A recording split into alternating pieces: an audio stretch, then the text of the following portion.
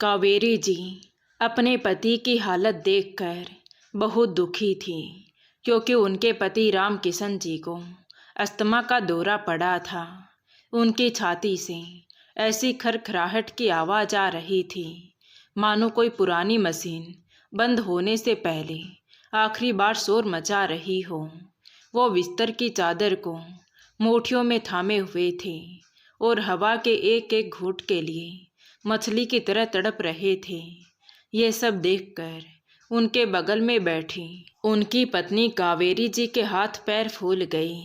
65 वर्ष की उम्र में उनका शरीर वैसे ही कमज़ोर हो गया था और अब पति की ये हालत देखकर उनकी रूह कांप गई। कावेरी जी ने घबराहट में टेबल पर रखा इनहेलर उठाया। उन्होंने जल्दी से उसे राम किशन जी के मुंह में लगाया और पंप दबाया। 1 बार, 2 बार, 3 बार, लेकिन इनहेलर से दवा की फुहार नहीं निकली, सिर्फ खाली हवा की आवाज़ आई। हे भगवान, ये भी अभी ख़त्म होना था, कावेरी जी ने ज़ोर से कहा। तो राम किशन जी ने अपनी पथराई आंखों से कावेरी जी की ओर देखा, जैसे कह रहे हों कि अब रहने दो कावेरी, शायद अब जाने का वक्त आ गया है। लेकिन कावेरी जी हार कैसे मान लेती। उन्होंने अपने पति के हाथ को थामा और रूंधे गले से बोली, आप हिम्मत मत हारना जी, मैं अभी दवा का इंतजाम करती हूँ। कहते हुए कावेरी जी जल्दी से कमरे से बाहर आई और बेटे बहू के कमरे के पास जाकर ज़ोर ज़ोर से दरवाज़ा पीटने लगी। बहू, ओ बहू, दरवाज़ा खोलो बेटी, जल्दी खोलो। अंदर से कोई आवाज़ नहीं आई तो कावेरी जी का दिल बैठे जा रहा था। उन्होंने फिर से पूरी ताकत से दरवाज़ा पीटा। शिवानी बेटी, बाहर आओ, तेरे बाबूजी की सांसें उखड़ रही हैं। तभी झटके से दरवाज़ा खुला। सामने उनकी बहू शिवानी खड़ी थी। उसने कावेरी जी को ऐसे घूरकर देखा जैसे कोई भिखारी उसके दरवाजे पर आ गया हो। क्या है माँ जी, उसने गुस्से से अपनी बोहें चढ़ाते हुए कहा। रात के 12 बज रहे हैं। इंसान को दिन भर काम करने के बाद भी आप लोग चैन से नहीं सोने देते। क्या नाटक शुरू हो गया है अब? तो कावेरी जी गिड़गिड़ाते हुए बोली, बहू, नाटक नहीं है, तेरे बाबूजी को दौरा पड़ा है, उनका इनहेलर खाली हो गया है, वो मर जाएंगे। बहू, तू एम्बुलेंस बुला दे या किसी डॉक्टर को फ़ोन कर दे, मैं तेरे सामने हाथ जोड़ती हूँ। कहते हुए कावेरी जी ने अपने दोनों हाथ जोड़ लिए, लेकिन शिवानी ने एक पल के लिए भी कावेरी जी की लाचारी को नहीं समझा। उसने दीवार पर लगी घड़ी की तरफ देखा और एक गहरी उबासी लेते हुए बोली, माँ जी, आपको पता है ना, रात में डॉक्टर को घर बुलाने की फीस कितनी होती है? पूरे 5,000 रुपये लेते हैं वो, सिर्फ नब्ज देखने के। और सुमित अभी आया नहीं है। मेरे पास घर के लिए बचे पैसों के अलावा कोई फीस नहीं है। ये सुनकर कावेरी जी को लगा जैसे किसी ने उनके सीने में खंजर उतार दिया हो। जिस पिता ने अपनी पूरी पेंशन इस घर की ईंटों में लगा दी, उनकी बहू उनकी जान का सौदा कर रही थी। कावेरी जी रोते हुए बोली, बेटी, पैसे मैं बाद में दे दूंगी, हमारी पेंशन आते ही काट लेना, पर अभी फ़ोन कर दो, वो तड़प रहे हैं। तो शिवानी ने बड़ी बेरुखी से जवाब दिया, उफ़ माँ जी, आप भी ना इमोशनल ब्लैकमेल बहुत अच्छा कर लेती हैं। जाइए, उन्हें गर्म पानी पिला दीजिए, ठीक हो जाएंगे। ये रोज़ का ड्रामा है उनका। मुझे सोने दीजिए, कल मुझे किटी पार्टी में जाना है। इससे पहले कि कावेरी जी कुछ और कह पाती, शिवानी ने उनके मुंह पर ही जोर से दरवाज़ा बंद कर दिया। हॉल में फिर से सन्नाटा छा गया। उस बंद दरवाजे ने कावेरी जी को बिना बोले ही बता दिया था कि अब इस घर में उनकी और उनके पति की कोई कीमत नहीं बची है। वो अपमान और दुख के बोझ तले दबी हुई वापस अपने कमरे की ओर मुड़ी। कमरे में राम किशन जी अब भी वैसे ही तड़प रहे थे। कावेरी जी ने धीरे से कहा, मैं हूं ना जी, कुछ नहीं होने दूंगी आपको। लेकिन उन्हें खुद नहीं पता था कि वो क्या करेंगी।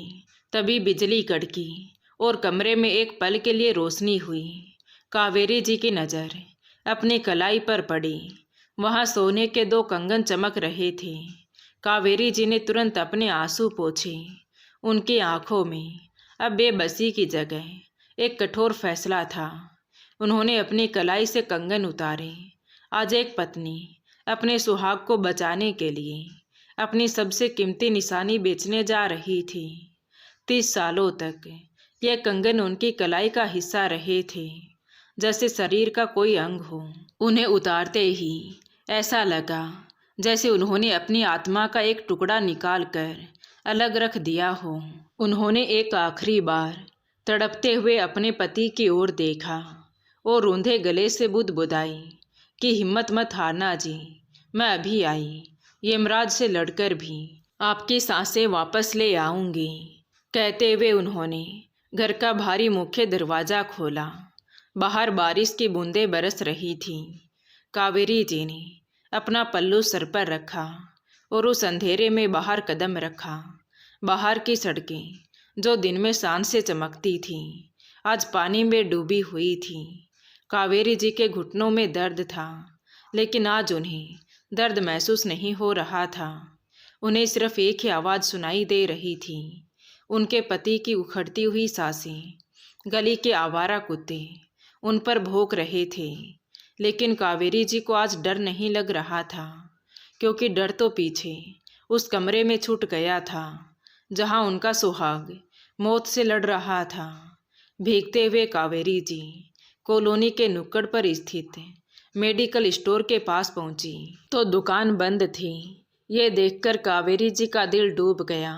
उन्होंने पागलों की तरह लोहे के शटर को पीटना शुरू कर दिया। गुप्ता जी दुकान खोलिए, भगवान के लिए दुकान खोलिए। उनकी आवाज़ बादलों की गड़गड़ाहट में दब रही थी। काफ़ी देर बाद शटर के नीचे से थोड़ी रोशनी आई और शटर आधा उठा। अंदर से गुप्ता जी ने नींद भरी आंखों से बाहर झांका। सामने भीगी हुई बदहवास सी कावेरी जी को देखकर वो हक्का बक्का रह गया। अरे चाची जी, आप इतनी रात को, क्या हुआ? कावेरी जी ने सांस लेने की कोशिश की, लेकिन शब्द हलक में ही अटक कर रह गई। वो फूट फूट कर रो पड़ी। बेटा, तुम्हारे अंकल जी, उन्हें सांस नहीं आ रही है, वो मर जाएंगे बेटा। मुझे वो बड़ा वाला इनहेलर और ऑक्सीजन का सिलेंडर दे दो, अभी के अभी। गुप्ता जी थोड़ा हिचकिचाई। चाची जी, वो ऑक्सीजन सिलेंडर तो बहुत महंगा है और पुराना वाला हिसाब भी अभी बाकी है। मालिक ने उधार देने से मना किया है। ये सुनते ही कावेरी जी की रही सही हिम्मत भी टूटने लगी। उन्हें समझ आ गया था कि समाज का ये असली चेहरा है, कि सम्मान सिर्फ तब तक है जब तक जेब में पैसा हो। उन्होंने अपनी मुट्ठी खोली।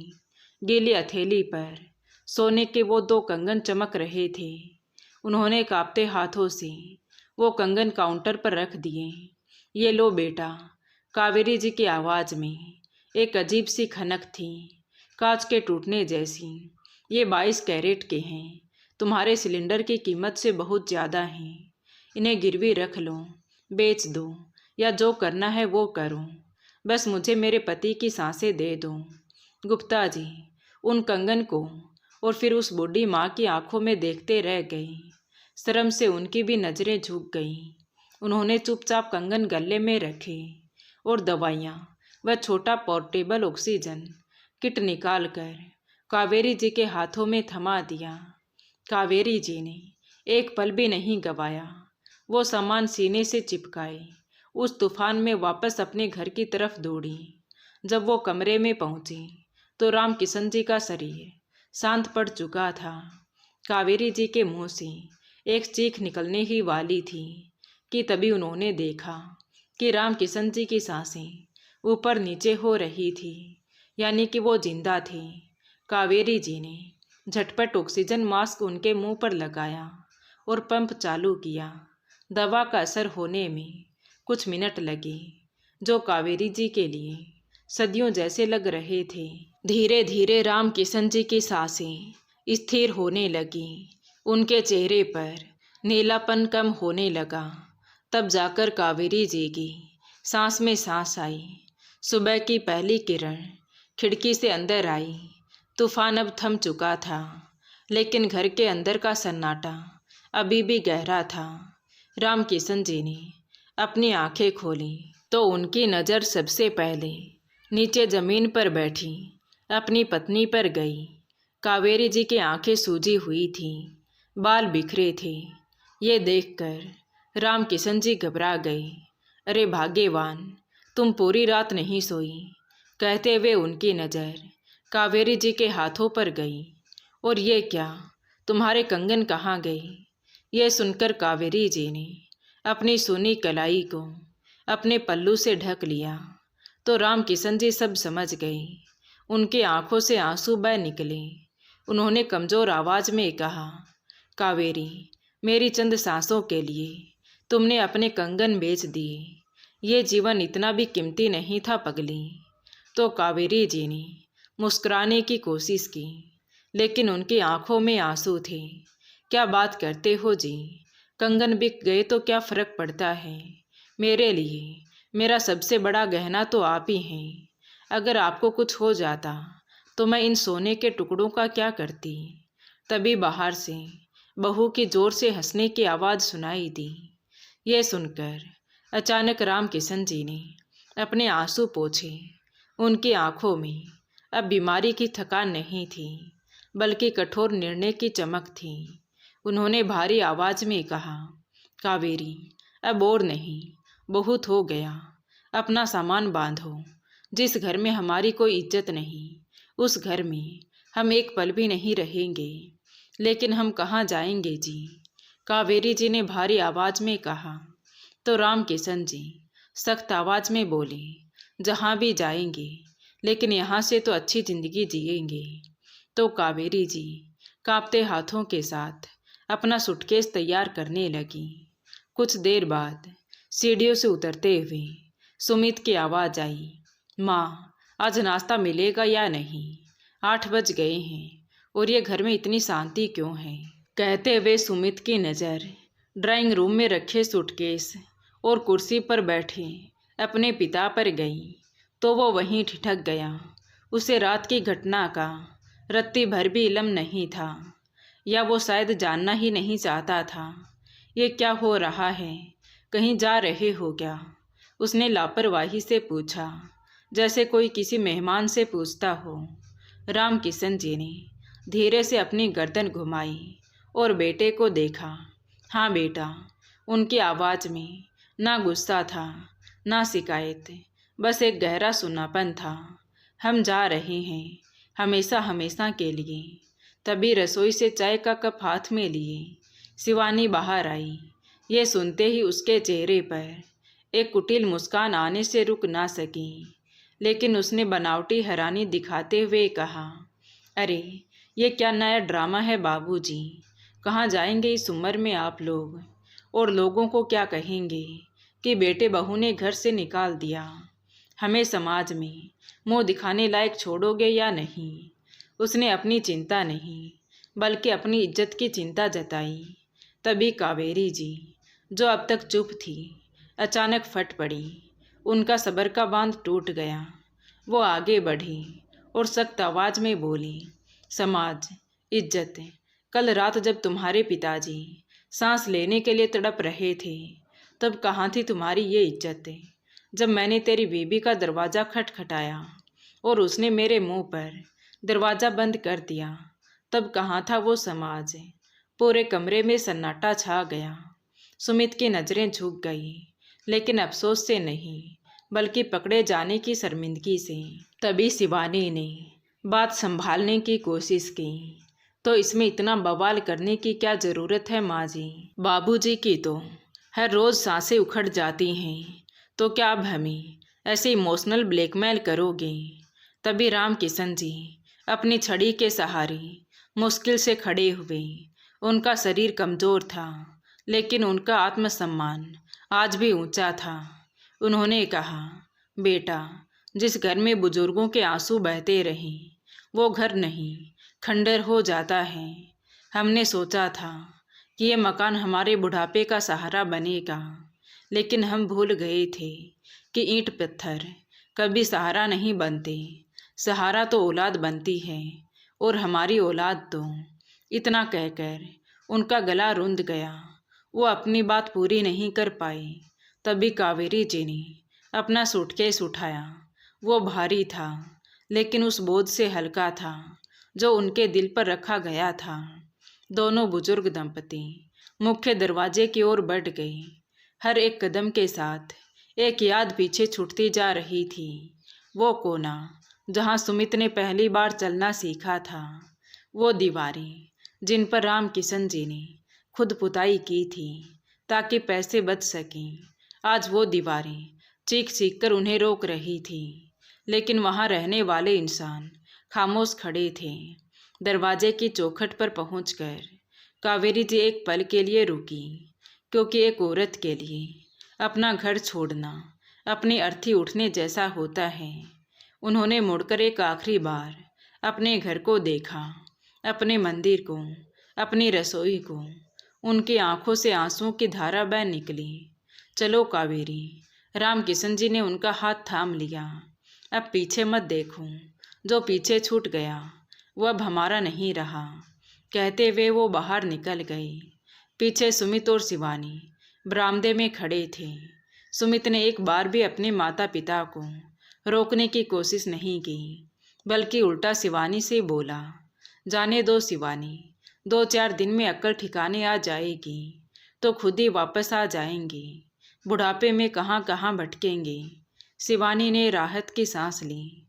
चलो बला टली, अब कम से कम रात को चैन की नींद तो सो पाएंगे। लेकिन वो दोनों नहीं जानते थे कि जो माता पिता आज खाली हाथ, सोनी कलाई और टूटे दिल के साथ घर से निकले हैं, वो वापस आने के लिए नहीं, बल्कि उन्हें ऐसा सबक सिखाने के लिए गए हैं जो वो जिंदगी भर याद रखेंगे। राम किशन जी और कावेरी जी का ठिकाना अब शहर के बाहरी इलाके में एक पुरानी धर्मशाला था। कमरा छोटा था, दीवारों से चुन्ना झड़ रहा था। कावेरी जी ने कोने में अपना पुराना सूटकेस रखा और वही जमीन पर बैठ गई। उन्होंने अपना पसीना पोंछा और कांपती आवाज में बोली, ए जी, अब आगे क्या होगा? क्या हम यही रहेंगे? तो राम किशन जी ने मुड़कर अपनी पत्नी को देखा।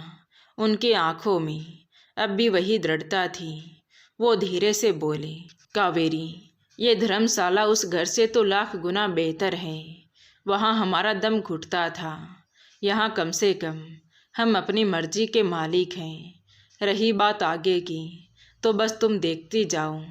भगवान के घर देर है, अंधेर नहीं।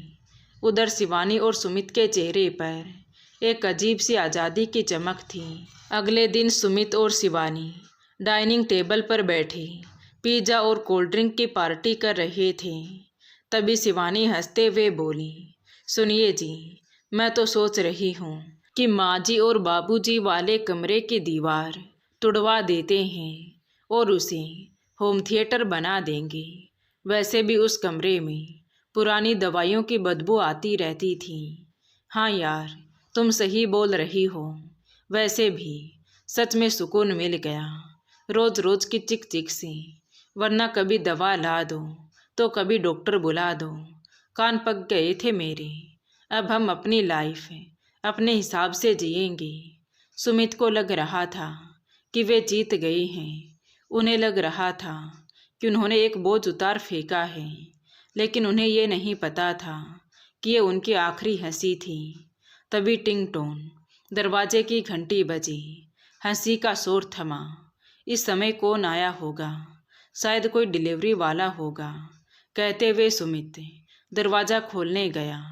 सामने पुलिस की वर्दी में 2 हवलदार और एक काले कोट में वकील खड़ा था। वकील के हाथ में एक मोटी फाइल थी। सुमित का दिल एक पल के लिए धक से रह गया। जी, आप कौन?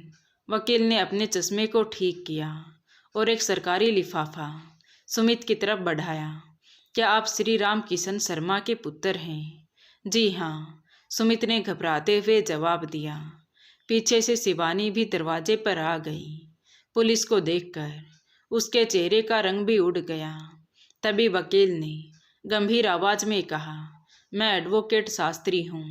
ये बेदखली का नोटिस है।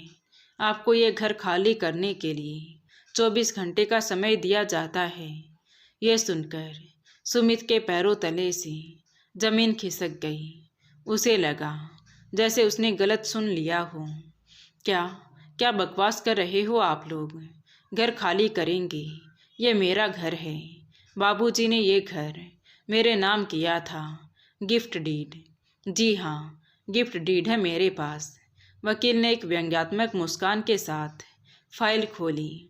मिस्टर सुमित, गिफ्ट डीड थी, अब नहीं है। राम किशन जी ने अपनी गिफ्ट डीड रद्द करवा दी है। ये सुनकर शिवानी चीख पड़ी, झूठ है ये। दी हुई चीज कभी वापस नहीं ली जा सकती। तभी वकील ने कड़क आवाज में कहा, कानून पढ़िए मैडम।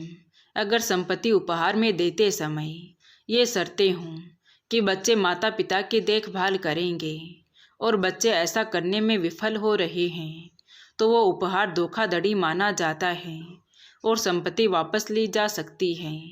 और राम किशन जी ने साबित कर दिया है कि आपने उन्हें दवा और भोजन तक के लिए तरसाया है। तभी सुमित बीच में ही कूद पड़ा, लेकिन हम कोर्ट जाएंगे, हम इस नोटिस को नहीं मानते।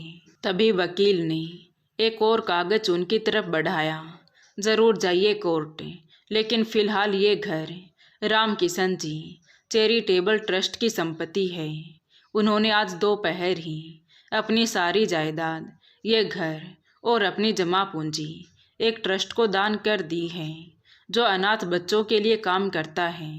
अब आप लोग एक अनाथालय की ज़मीन पर अवैध कब्जा करके बैठे हैं। ये सुनकर सुमित के हाथ से कोल्ड ड्रिंक्स का गिलास छूटकर जमीन पर गिर गया। कांच के टुकड़े ऐसे बिखर गए जैसे उनका पूरा घमंड बिखर गया हो।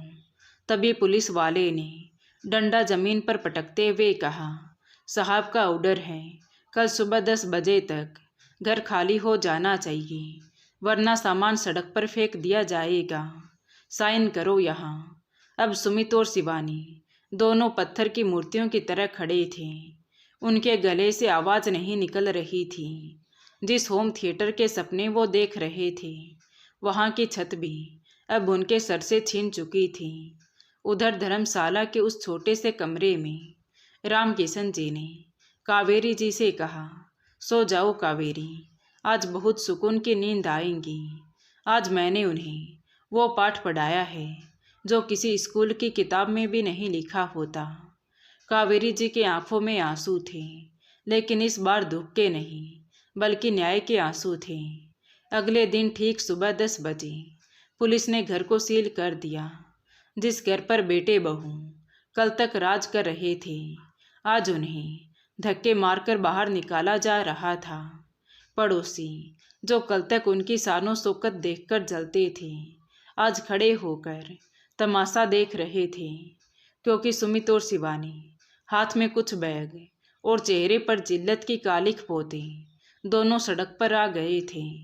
उनके पास अब ना घर था, ना इज्जत और ना ही वो माता पिता जो कभी उनकी ढाल बनकर खड़े थे। आज डर और लालच ने उन्हें उस धर्मशाला तक पहुंचा दिया जहां राम किशन जी और कावेरी जी ठहरे हुए थे। धर्मशाला के आंगन में बैठे माता पिता को देखकर सुमित और शिवानी दौड़ते हुए गए और उनके पैरों में जा गिरे। बाबूजी, हमें माफ़ कर दीजिए, हमसे बहुत बड़ी गलती हो गई। सुमित फूट फूट कर रोने लगा। हमें सड़क पर मत आने दीजिए, लोग थूक रहे हैं हम पर। तभी शिवानी भी कावेरी जी के पैरों में बैठकर बोली, माँ जी, आप तो माँ है ना, आप कैसे देख सकती हैं कि आपके बच्चे सड़क पर आ जाएं, बेघर हो जाएं। बाबूजी को समझाइए ना कि वो नोटिस वापस ले लें। मैं आपके पैर दबाऊंगी, आपकी सेवा करूंगी, कभी शिकायत का मौका नहीं दूंगी। तभी कावेरी जी कुछ कहती, उससे पहले ही राम किशन जी ने सख्त आवाज में कहा, यहाँ तमाशा मत करो, खड़े हो जाओ दोनों। आज तुम यहाँ इसलिए नहीं आए हो कि तुम्हें अपनी गलती का एहसास है, बल्कि तुम यहाँ इसलिए आए हो क्योंकि तुम्हें उस छत की ज़रूरत है जो मैंने तुमसे छीन ली है। नहीं बाबूजी, हम सुधर गए हैं, सुमित गिड़गिड़ाया, लेकिन रामकिशन जी ने उसे हाथ उठाकर चुप करा दिया। चुप रहो तुम दोनों। जब एक पिता अपनी पूरी जिंदगी की कमाई अपने बच्चों के नाम करता है तो वो सिर्फ वसीयत नहीं करता, अपना बुढ़ापा गिरवी रखता है। मैंने तुम्हें मकान दिया, तुमने उसे ईंट पत्थर समझा। मैंने तुम्हें अपनी सांसें सौंप दी, पर तुमने उसका सौदा कर दिया। कहते हुए रामकिशन जी की आंखों में आंसू आ गए, लेकिन आवाज़ नहीं डगमगाई। तुम कहते हो माफ़ कर दूं। ठीक है, एक पिता के तौर पर मैं तुम्हें माफ़ करता हूँ, लेकिन उस इंसान को मैं कैसे माफ़ कर दूं जिसने मेरी पत्नी तुम्हारी माँ के कंगन बिकवा दिए, जिसने उसे रात भर बारिश में भीगने पर मजबूर कर दिया। वो कंगन सिर्फ सोना नहीं थे, मेरा स्वाभिमान थे, और तुमने उस स्वाभिमान को ही कुचल दिया। कहते हुए रामकिशन जी ने अपना अंतिम फैसला सुनाया। वो मकान अब बना थाले बनेगा उन बच्चों के लिए जिनके पास माँ बाप नहीं है, और तुम लोगों के पास माँ बाप होकर भी तुम अनाथ हो गए हो। जाओ अब यहाँ से, अपनी मेहनत से अपना घर बनाओ। शायद तब तुम्हें पता चलेगा कि एक एक ईंट जोड़ने में कितना खून पसीना लगता है। अब दोनों बेटे बहू समझ गए कि अब कुछ नहीं हो सकता। वो रोते हुए खाली हाथ और भारी कदमों के साथ वापस लौट गई। तो दोस्तों, रामकिशन जी ने अपने बेटे बहू के साथ सही किया या गलत, अपनी राय कमेंट बॉक्स में ज़रूर बताएं। कहानी अच्छी लगी हो तो प्लीज़ वीडियो को लाइक करें, शेयर करें, और हमारे चैनल कहानी विद देवांशी को सब्सक्राइब ज़रूर करें। Thank you.